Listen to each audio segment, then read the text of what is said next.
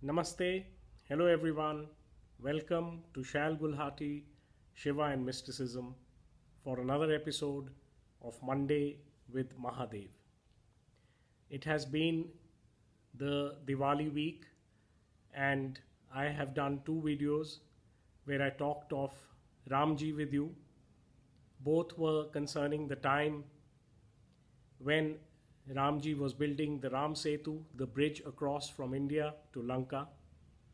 One story was when he made a Shivlinga and prayed to Lord Shiva, and it was Ravan who came all the way from Lanka to do the rites of that prayer as a Pandit.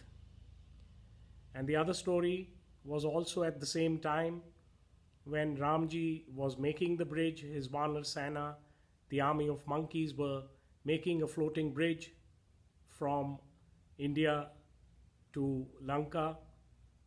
At that time, Ramji sat down on a rock and he realized he had been sitting on a little animal, a little mouse, and then he blessed it into becoming a squirrel, which would be known for its bhakti thereafter.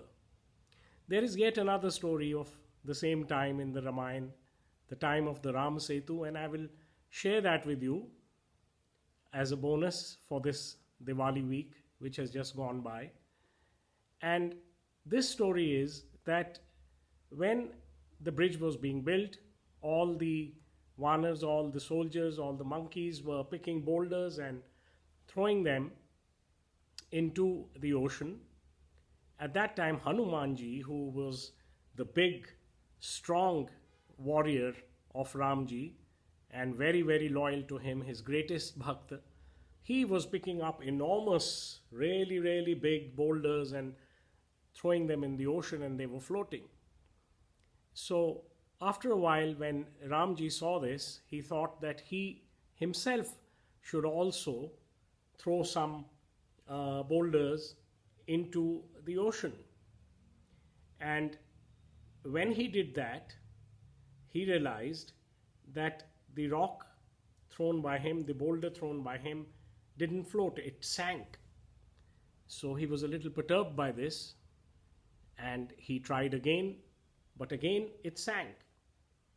And then he looked at Hanuman, who was doing his job merrily and picking those huge boulders and throwing them, and they were floating.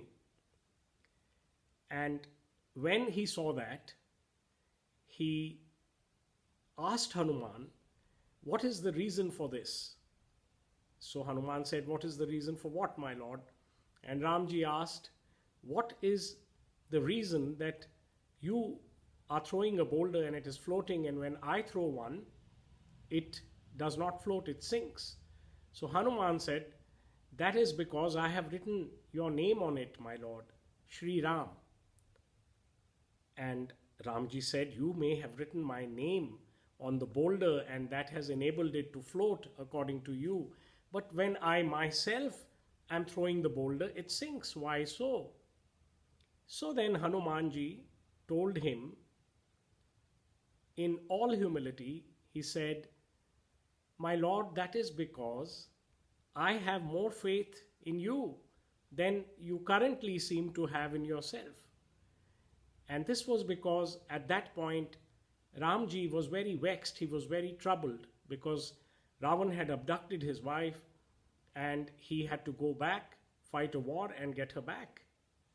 And therefore, there were times when he forgot his godhood in this great play, in this Leela.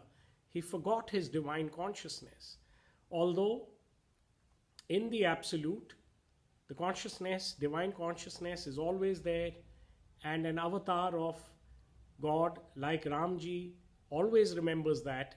But in this play, in the mundane world, when we are vexed with some problems, and if the problems are as big as the one which Ramji had, we somehow tend to, forget our divine connect and we get involved in this play. And if the play is not good, if the Leela which is being played out is not good, we can sometimes forget our divinity. So Hanumanji said, "I never forget your divinity. I have so much faith in you, and when I write your name, it floats.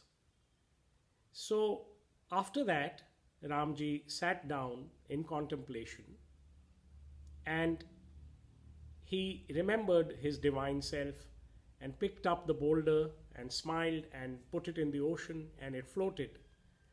And this is a great example of how divinity can remember itself within the play when the play is going on. And incidentally, in Diwali, when we light the diyas, the first one which we light, the first lamp which we light, is called Atma Jyoti. Atma Jyoti is supposed to be the consciousness which is lit. And after that, with that first one, we can light several other diyas. We don't have to take a matchstick and go through the onerous and cumbersome process all over again. Just one diya can light many. And this is very symbolic of a divinity remembering itself and then passing it on, transmitting that divinity to everyone. In the case of Shiva, I had told you in another video, we often see him seated in front of a Shivling and praying to it. So while the entire world prays to a Shivling because they want to pray to Mahadev, if we wonder who is Shiva praying to when he is praying to the Shivlinga, this is the same thing. He is remembering his divinity. This is Atma Jyoti, and in the case of Shaivism, we call it Chaitanyam Atma. So Shiva is always remembering his Chaitanyam, his great effulgence, his great energy, his great divinity, and he's always updated by his dhyanas and meditations, and therefore he's able to do his dhyana and come out from a samadhi and then transfer the knowledge to us fresh every time. So this is the connect of the third story of the Ramayana at the time of the Rama Setu with Mahadev. Mahadev does Chaitanya Atma, which Adi Shankaracharya later sang about in his beautiful verse, Chidananda Rupam Shivoham Shivoham. I am bliss, I am the great energy, I am the formless one, Shiva I am. I hope you liked this video. Join me again next Monday and I will be here with yet another Shiva wisdom for you. Om Namah Shivaya.